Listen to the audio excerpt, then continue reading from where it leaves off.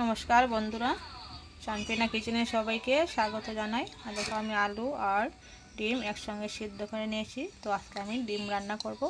ডিমটা আমি একটু ভেজে নিচ্ছি।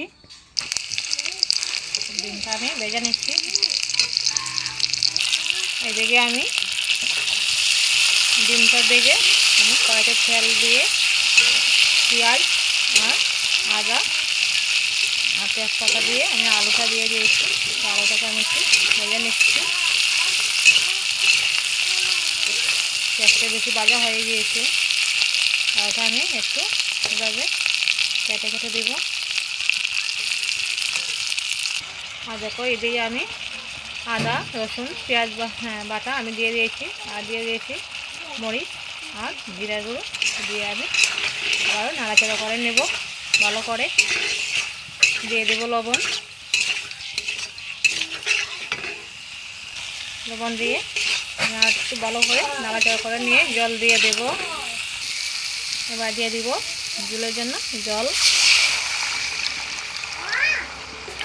হ্যাঁ, এবার আমি 5 মিনিট জাল দেওয়ার পর দিয়ে দেবো ডিম। এবার আমি দিয়ে দেবো ডিম।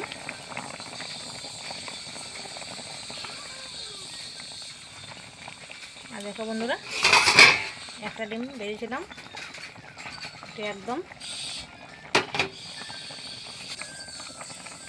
ফেটে গিয়েছে। দেখো আটটা ডিম ভেজেছিলাম, আমি কাটায় একদম বের হয়ে গিয়েছে।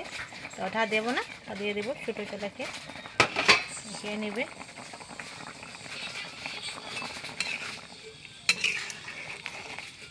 এর উপর দিয়ে দেবো এখন আমি পেঁয়াজ কুচি।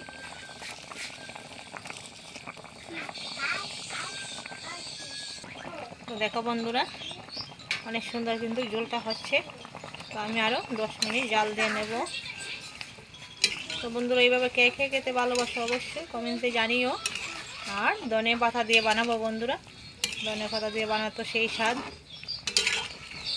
আর ধনে পাতা দিয়ে কার কার ভালো লাগে অবশ্যই তোমরা জানিও। আমি তো ধনে পাতা দিব। ধনে পাতাটা আমি এখন দিচ্ছি না, একটু পরেই আমি দিয়ে দিব আরও 10 মিনিট পর। তো ফিরে আসছি তোমাদের সঙ্গে, 10 মিনিট জাল দিয়ে নেব। তো বন্ধুরা, ঝোলটা হয়ে গিয়েছে, এবার আমি নামিয়ে নেব।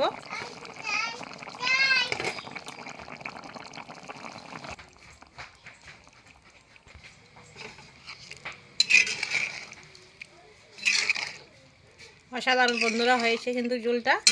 তো এবার উপরে দিয়ে দেব ধনে পাতা, আগে নামিয়ে নেব। তো দেখো বন্ধুরা, ধনে পাতা দিয়ে দিলাম উপর দিয়ে, অনেক সুন্দর লাগছে কিন্তু ঝোলটা, অসাধারণ। আর ধনে পাতা দিয়ে তো সেই স্বাদ বন্ধুরা, আগেও বলেছি। তো এখন তো ধনে পাতার সময়, তাই ধনে পাতা দিয়েই খেতে টেস্টি হয়। তো এবার একটু নাড়াচাড়া করে নিচ্ছি।